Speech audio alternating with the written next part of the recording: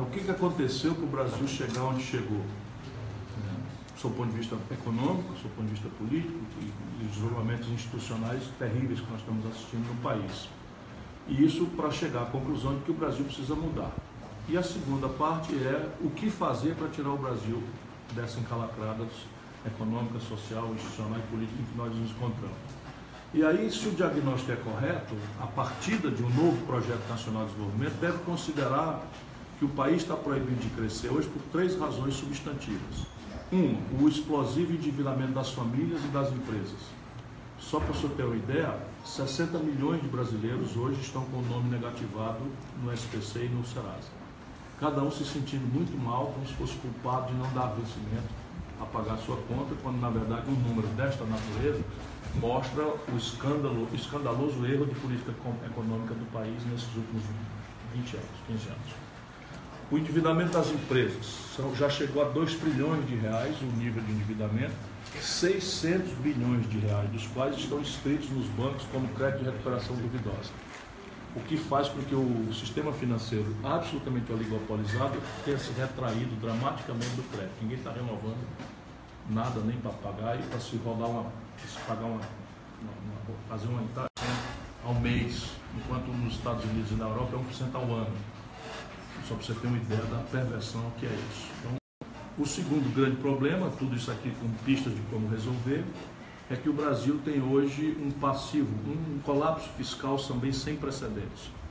Você tem hoje a dívida perigosamente se aproximando de 4 trilhões de reais, 26% dos quais 1 trilhão 184 bilhões vencendo em 4 dias. Não há um ajuste fiscal possível de enfrentar uma dívida com esse perfil. E terceiro, você tem um problema que qualquer esforço de crescimento, medíocre que seja, o Brasil abriu mão de ter uma política industrial, está se industrializando pesadamente, e o resultado é que quando a gente cresce qualquer coisinha, 2% em 2013, apresenta-se um buraco que se aproxima de 150 bilhões de dólares na conta do país com o estrangeiro. Então, isso aqui é a agenda, vamos dizer, econômica. Ao lado disso, há uma agenda que corresponde à emergência popular. Você tem um drama de violência, em que a impotência do Estado está sendo a resposta para o medo que se generalizou, vulnerando o nosso povo a propostas exóticas, proto-fascistas, né? Que não... Basicamente a população tem razão, porque nesses últimos 12 meses, o Brasil teve 64.700 homicídios. Apenas 8% deles foram investigados. Só para ter um sintoma, né, da incapacidade do Estado brasileiro de enfrentar suas mínimas obrigações. A saúde pública, seja na dispensação de remédios, seja nas emergências, seja no estoque de cirurgias eletivas, as milhares que há no Brasil por fazer, demonstram também essa questão ainda no ângulo das emergências populares. E o emprego, 13 milhões e 100 milhões de desempregados, 13 milhões e 100 mil desempregados, e pela primeira vez, em janeiro desse ano, a quantidade de brasileiros empurrados para o biscate, para a informalidade, correndo do rapa, né, nas cidades, por aí afora, desorganizando o comércio formal, já chegou a 34 milhões e 700 mil pessoas. Esse conjunto de indicadores são a pista de um projeto nacional que eu estou propondo discutir para a gente ver se responde a esse drama brasileiro. Em relação a Santa Catarina, o Estado é um grande exportador de carne, né, principalmente para a União Europeia. Como é que o senhor avalia a economia catarinense? A economia de Santa Catarina não é imune aos constrangimentos brasileiros. Ela podia estar rendendo muito mais se os preços centrais da economia não fossem tão hostilmente manipulados contra quem produz e contra quem trabalha ao longo desses anos todos. Me refiro à taxa de juros, a câmbio, especialmente, mas há também gravíssimos problemas, no caso de Santa Catarina, de infraestrutura. Você fazer o processamento deste volumosíssimo e qualificado produto por estradas sem maior estrutura, quando podia fazer por ferrovias ao quinto do frete, seria outra conversa, né? Porém, a parte disso, Santa Catarina é mais do que um exemplo, é uma experiência muito interessante para um velho lutador do Brasil como eu sou. Santa Catarina é o único estado brasileiro que não sucumbiu à hiperurbanização, que concentra 82% da população nas cidades e apenas 2% do território. Santa Catarina não concentrou a propriedade rural. Santa Catarina consegue adensar tecnologicamente os pequenos porque tem um esforço associativo absolutamente único no Brasil. Então, e Santa Catarina faz uma coisa que é impressionante, né? Diversificou o seu perfil de maneira que você tem desde a agricultura tradicional até o turismo pós-industrial sofisticado, passando pela indústria de alta densidade tecnológica, passando por serviços de alta qualificação. Então é bem um exemplo do que eu sonho para o Brasil, né? Boa tarde, Rodrigo Gonçalves, da TV Brasil Esperança. Vamos falar sobre a corrida presidencial. Vem se desenhando aí, por enquanto, 14 pré-candidatos. Como que você avalia esse cenário que vem se formando, sendo que alguns partidos ainda não lançaram o nome do candidato? Nós tivemos um debate com alguns candidatos ali e eu, como estou na estrada há muito tempo, sou bom amigo de quase todos. Só o único que eu não conhecia era o Amoedo, que eu conheci ontem. Mas os outros eu sou amigo mesmo, assim, me chamei como tal de estimados amigos e tal. Aí eu brinquei com o Geraldo Alckmin, dizendo para ele que eu ia criar a associação dos candidatos a presidente e já queria antecipadamente pedir o voto dele para presidir a associação. Mas, falando sério, a questão básica é que é um sinal dos tempos. O Brasil vive um fim de ciclo. Tudo que lamentavelmente tem acontecido no país, especialmente com o ex-presidente Lula, simboliza de forma muito doída para mim, né, este fim de ciclo, e o país está procurando, sem afirmação hegemônica de ninguém na partida, o país está procurando construir um caminho para o novo ciclo, né? Isso eu espero que o debate possa aclarar, porque o país precisa sair desse debate com uma liderança forte. Tudo que o Brasil não precisa é de um presidente por procuração ou de um presidente meia bomba. Precisamos nascer desse processo um presidente forte, capaz de restaurar a dignidade do poder político ameaçada pela corrupção, de restaurar o poder e a sua organicidade institucional, encerrando uma certa anarquia, abusos e coisas que têm acontecido, e sinalizar para o povo de que é possível fazer política com decência e com compromisso com os interesses estratégicos nacionais e populares. E por que Ciro Gomes seria o nome, o diferencial entre todos esses 14? Não posso ser eu a dizer o porquê, né? O que eu posso é apresentar minha biografia e minhas ideias, né? E eu acho que o que vai resolver essa grande inconfiabilidade do estamento político é exatamente esse encontro entre um exemplo, em vez da retórica, né, e um conjunto de ideias que sejam comoventes, que apaixonem o país. O exemplo, veja bem, eu tenho 38 anos de vida pública, já fui prefeito, já fui governador, já fui deputado, já fui ministro, já corri a presidência da República 2 vezes, nunca respondi ao inquérito, nem sequer para ser absolvido, que nada mais é do que a minha obrigação, mas eu posso, vamos dizer, apresentar minhas credenciais como um homem decente, que nunca praticou nenhum tipo de imprudência que fosse envergonhar o povo brasileiro. Saí muito bem avaliado, o melhor avaliado nas experiências todas que passei, e basicamente me comove a ideia que é o trabalhismo, cuja história tem uma memória muito importante para o Brasil, seja na industrialização, seja na criação da rede de proteção dos trabalhadores, enfim, agora toca a mim, né, sinalizar o trabalhismo do terceiro milênio. E são muito vivas as lições, sob o ponto de vista de desenvolvimento, sob o ponto de vista da questão nacional, sob o ponto de vista do enfrentamento da pobreza e da miséria. E eu estou formulando, em audiência toda a melhor inteligência do Brasil, essa ideia. Quem sabe não será a mim que toca essa honrosa tarefa. Para um segundo turno, qual seria o candidato mais difícil de enfrentar? Quem entra numa disputa não pode escolher adversário, né? Isso é uma Copa do Mundo. Teria algum nome assim que pudesse? Eu gostaria de enfrentar o Bolsonaro. Porque considero o candidato mais frágil, sob o ponto de vista de consistência, de todos, né? Nunca administrou um boteco dos pequenos. Simula que é um não político, sendo deputado federal, foi meu colega, 26 anos, do Rio de Janeiro, onde está preso o Sérgio Cabral, contra quem ele nunca levantou uma palavra, o Eduardo Cunha, quem ele chamou de herói. Isso tudo vai se esclarecer. Onde está lá o Comando Vermelho encastelado nas favelas, ele nunca deu um dia de serviço para resolver essas questões e tal, nunca se dispôs a governar o Rio de Janeiro. Podia não ter ganho a eleição, mas podia ter tentado ajudar o Rio de Janeiro a enfrentar a corrupção, a enfrentar a miséria, a violência. Não, é um deputado federal a vida inteira e usa dinheiro da Câmara para finalidades que ele explicita, e até eu, que sou meio bocudo, tenho vergonha de repetir, né? Então, e assim, é a semente do fascismo que a gente tem que arrancar no nascedouro. Ciro Gomes, nós temos aí a previsão de um presidenciável muito bem contado nas pesquisas, a execução de uma líder popular, a Marielle, com uma história até então imaculada. Nós temos as tropas na rua, que são no Rio de Janeiro, e temos a ameaça recente de um general do Exército em relação a uma decisão judicial. Temos aí um cenário para um golpe militar? Nós temos sintomas de anarquia mais do que um cenário para um golpe militar. Aí eu tinha falado ao seu colega sobre isso. Uma das tarefas é restaurar a autoridade do poder político brasileiro desmoralizado que está permitindo esses sintomas de anarquia, né? Mas eu não vejo condição interna no Brasil, não vejo coesão social mínima interna no Brasil e não vejo sustentação externa nem remotamente possível para uma aventura militar num país como o nosso, em pleno século XXI.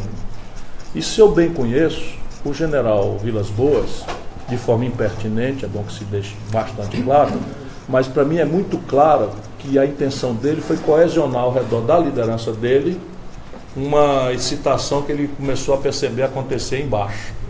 Então, antes que aquela coisa de baixo ultrapassasse a autoridade dele, é impertinente isso, mas é bom que a gente entenda, ele antecipou-se, escolheu as palavras, impertinente, porque não está na hora de general dar pito, né, muito menos no judiciário. Isso aqui não é mais uma república de banana, como nos anos 60 se pensou que era. Isso aqui é uma grande nação do planeta Terra. Mas eu acredito que ele, tanto que depois que ele fez o assunto, acabaram-se as manifestações. Os generais do alto comando coesionaram com ele, e isso é muito próprio da cultura da caserna à sul-americana, né? Portanto, impertinente que tenha sido, eu vejo esse lado bom para sustentar que eu não vejo uma escalada de golpe no Brasil. Gentileza, Ciro Gomes Solier, do Jornal Litoral aqui da nossa região. O senhor foi professor universitário. Não seria nessa linha da educação a gente começar a fomentar e trabalhar uma melhoria na questão do professor, para a gente trabalhar na criança a consciência de uma melhoria? Sem dúvida. As emergências populares são trágicas, porque nós estamos falando de milhões de desempregados, de medo, de violência, de maus tratos na saúde. Então as emergências populares são, né, corrupção, e quase que se vai esquecendo que de fato emancipará, né, eu espero que mais cedo do que mais tarde, a nação brasileira, que é uma revolução educacional que dê ao filho do pobre uma escola emancipadora, crítica, que prepare ele para as artes da vida do terceiro milênio. E eu vou fazer essa agenda acontecer, ainda que a marketagem considere... Por quê? Porque nós temos uma vivência no Ceará, que é um dos estados mais pobres do Brasil, muito comovente. É assim, 77 das 100 melhores escolas básicas do Brasil pelo IDEB estão no Ceará. Não é brinquedo isso. O melhor IDEB do país é a minha cidade, lá no interior, no meio do semiárido do sertão do Nordeste, Sobral, tem o melhor IDEB do Brasil. E assim, muda radicalmente a condição das pessoas esta ferramenta. E ali, como sabe, um estado muito pobre não são fortunas. Nós não temos disponibilidade de grandes fortunas. Foi um conjunto de valores. Claro que nós melhoramos o salário dos professores. No meu governo eu já comecei a rivalizar com os salários da iniciativa privada. Minha obsessão, e acabei cumprindo. Os salários da rede pública passaram os salários da rede privada no estado do Ceará. E agora nós temos uma escola de nível médio que tem cota para rico. Isso é uma coisa que dá orgulho de falar, porque nós criamos, não temos condições de fazer todo para todo mundo ao mesmo tempo. Então, hoje, 1 de cada 4 já estão acessando uma escola técnica de nível médio, profissionalizante, linda, sabe, tudo de bom. Nenhuma escola americana ou europeia rivaliza com aquilo. E aí, nós, como não podíamos dar isso para todo mundo ao mesmo tempo, obrigamos que o acesso fosse por egressos da escola pública por nota. E aí o Ministério Público do Ceará nos obrigou lá a um TAC, determinando uma cota para egresso da escola privada. Nós acabamos aceitando, porque vale até o argumento para mostrar que a gente pode fazer diferente. Eu acho que, se já do ponto de vista, eu acho que está... Corretíssimo, claro. É o caminho, a gente fala muito de corrupção, mas a gente corrompe quando não deixa atravessar o pedestre na faixa de segurança, porque a gente está com pressa, porque sempre tem um porquê. Eu acho que são está coberta de razão. Tem um leque de alianças aí, como os partidos mais de centro-direita e a esquerda nessa corrida presidencial? Não, nesse momento eu tenho feito uma comparação, é como se fossem os treinos livres da Fórmula 1. Né? Daqui até julho, cada um dos partidos meio que corre sozinho, conhecendo a pista, ajustando a suspensão, etc, para ganhar um bom lugar no grid de largada. Aí é que as coisas vão acontecer, os jogos de equipe. Então, hoje, por exemplo, o PT está com um candidato, possivelmente, o PCdoB, que sempre foi com o PT, está com candidato, o PSOL está com candidato, o PDT tem seu candidato, o PSB está anunciando a possibilidade de ter um candidato, que revela uma absoluta fragmentação do processo. Tudo indica que o DEM lança candidato, o PFL, quer dizer, o PSDB talvez fique lá com o PTB, não se sabe, mas o fato é que a aliança mesmo só vamos ter em julho, a clareza delas. A possibilidade do Lula não sair, isso pode arregimentar parte dos eleitores? Se o Lula não é candidato, eu acredito que ele não é, lamentando isso, e não fiz nada para que isso acontecesse, mas o fato é que a gente tem um país para administrar, tem 206 milhões de bocas para alimentar e resolver os problemas, e a gente, cruel que seja, nós temos que antecipar o futuro. E é preciso respeitar o tempo do PT, é preciso respeitar o trauma, que não é pequeno. Eu mesmo fico muito aflito, angustiado, porque o Lula, para mim, não é uma figura que eu conheço da televisão. É um velho camarada de 35 anos, 30 anos. Já tivemos desavenças, já tivemos convergências, muito mais convergências do que desavenças. E isso vem de uma história, com o Brizola foi a mesma coisa. E eu lamento muito tudo que está acontecendo, mas é preciso pensar no país, né? E olhar o eleitorado como livre. O eleitorado, o que nós vamos buscar é reunir todos os interesses de quem trabalha com os interesses de quem produz contra a especulação. O agiota que está infernizando a vida nacional. Boa tarde, senhor. Meu nome é Matheus, sou de Jornal dos Bairros. Tem quem diga que o senhor vai ser o herdeiro do Lula nessas eleições. O que o senhor tem a dizer? Não acho bom isso não, porque o próximo presidente da República tem que ser uma pessoa com uma liderança muito inteira. Não é bom para o país que a gente tem que ser capaz de fazer alianças, tem que ser capaz de dialogar com todas as forças, mas o presidente tem que ser muito forte para enfrentar com alguma chance de êxito essa onda entreguista e essa onda de corrupção e essa onda de anarquia política que o país está vivenciando. E essa liderança, para ser forte, tem que estabelecer uma relação direta com o povo. Certo? Ainda que as alianças sejam legítimas, mas não é possível que você seja um presidente por procuração, entendeu? Isso o país não vai suportar. E tu acha que o Brasil tem jeito com toda essa... Tem sim, tanto que eu estou me propondo a entrar nisso e ajudar a resolver. Vou botar meu pescoço no laço. Estou novinho demais para me matar, né? Não renuncio nem a pau Juvenal, né? E não me deixarei derrubar como a Dilma se deixou, nem a pau Juvenal também. Então é o jeito de dar certo.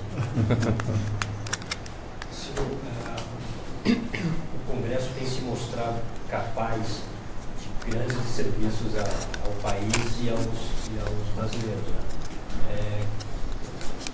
Como diminuir esse risco? Como chegar à presidência sem enfrentar um Congresso acovardado e com outros interesses? O Brasil tem esse problema desde que nós adotamos, com forte apelo popular, o presidencialismo à moda americana. E o presidencialismo ele tem um defeito de nascença. Qual é? Um órgão tem um monopólio do desenho institucional, mas não tem nenhuma responsabilidade com a sustentabilidade daquilo. Então esse órgão tende todo dia a diminuir imposto e aumentar a despesa. Ele não tem responsabilidade nenhuma. E o outro órgão, o executivo, é encarregado da sanidade da economia, da regularidade dos serviços públicos, mas não tem nenhuma força, pelo menos formal, no desenho institucional do país. Então esse é um conflito que é do ramo. Então não tem que ter susto com isso, para quem tem a vivência que eu tenho. Como é que a gente atenua essa lógica de impasse? São 4 providências que você pode tomar, 3 experimentadas à luz da história com êxito relativo, alguns com êxito extraordinário, e uma que o Brasil precisa começar a experimentar uma ferramenta nova, que está escrita na Constituição. Primeiro, lembrar a necessidade de votar não na pessoa, mas na ideia. Então, apresentar o projeto antes, levar pancada, aceitar a crítica, explicar a contradição, Porque aí, se a população vota em você e na ideia mesmo criticada, fica muito forte quando chega lá. Segundo, 100% dos presidentes brasileiros, do general Dutra para cá, se elegeram com minorias relativas no Congresso. E 100% deles tiveram poderes imperiais entre os 6 primeiros meses a 1 ano. É inorgânico, é difuso, é pouco operacional, mas fizeram o que bem quiseram entender nos 6 primeiros meses ao ano. Portanto, o tempo da reforma são os primeiros 6 meses. Terceiro, negociar. Só que não negociar tentando subornar atomicamente deputado, isso, aquilo, loteando o governo, que já mostrou que é fracasso do Fernando Henrique e do experimento Dilma, né? Lula-Dilma. Né? Então, agora, qual é a grande chance que nós temos? É no lado bom da coisa ruim. O Brasil está tão quebrado que o Pacto Federativo foi rasgado. Você tem o Rio Grande do Sul picando o salário de funcionário, Minas Gerais picando o salário de funcionário, Rio de Janeiro picando o salário de funcionário, Rio Grande do Norte quebrado e mais 14 estados, são 17 estados brasileiros quebrados. E assim, metade dos municípios. Então é preciso trocar a reforma por um redesenho do Pacto Federativo. Restaurar o mínimo de autonomia da federação dos estados e dos municípios, mediante um apoio organizado a uma reforma fiscal que resolva a equação do financiamento falido do Estado Nacional Brasileiro, não como um cavalo de pau, mas como perspectiva que começa desenhada e mostre para o mercado, para as expectativas econômicas, que você achou uma saída que dentro de 1, 2, 3, 5, 10 anos, seja o que for, o país achou o caminho de fazer. E quarto, que é o experimento moderno, persistindo o impasse, obter por maioria simples autorização para convocar a população diretamente por intermédio de plebiscitos e referendos que estão previstos na Constituição, para votar exclusivamente a agenda da reforma. Nos últimos anos, políticos do Brasil têm feito voltar a questão do movimento separatista aqui no Sul. Qual é a tua opinião sobre separar o Sul do Brasil? Seria uma grande pena, porque o Brasil, e olha que eu estou muito moderado, né? O Brasil tem uma chance de ser uma civilização para o mundo inteiro render homenagem e admiração, cair a boca. De vez em quando a gente faz isso. Eu tenho uma capa da Economist no 3º ano do governo Lula, Brasil's Take-Off, o Brasil decolou, que é uma estátua do Cristo Redentor, como se fosse um foguete saindo do morro e decolando. E aí estamos agora nas páginas policiais do mundo inteiro e tal. Então, o grande problema do Brasil é a falta de projeto. Mas quando a gente se ordena, como no nacional desenvolvimentismo, o Brasil criou a Bossa Nova, criou o Cinema Novo, o Brasil foi bicampeão de futebol pela primeira vez com 58 e 62, tudo se orienta e se organiza no Brasil, inclusive a identidade cultural. E qual é a nossa vantagem? A nossa vantagem é a nossa unidade nessa diversidade extraordinária. Por exemplo, Santa Catarina não tem petróleo, mas aqui do lado, na Bacia de Campos, tem. Na Bacia de Santos tem. Aqui na fração, um pouquinho do Paraná, tem. Então Santa Catarina não tem rios caudalosos para financiar sua energia hidráulica, mas Itaipu, bem ali, tem. Belo Monte, lá na Amazônia extrema, 5.000 quilômetros daqui, tem. E é interligado. O Brasil tem uma agricultura que é a mais competitiva do mundo, em que você colhe culturas tropicais irrigadas no Nordeste e culturas temperadas no sul, na mesma data. O Brasil tem a maior 22% das espécies vivas no planeta, concentradamente na Amazônia. A maior província mineral do mundo, concentradamente na Amazônia e na Minas. Então, essa complementariedade é que explica por que o Brasil é tão cobiçado internacionalmente. O Brasil tem reservas de petróleo que significam hoje, só o que está ponderado, 20 trilhões de reais. Aí está a grana para a gente emancipar esse país, se a gente souber fazer essas coisas direito. Enfim. Então, quem defende a separação nada mais é do que um imbecil, para não dizer um filho da puta. Acabou, gente. Pronto, falei. Essa é a Pronto. Encerrou. Obrigado, gente. Obrigado.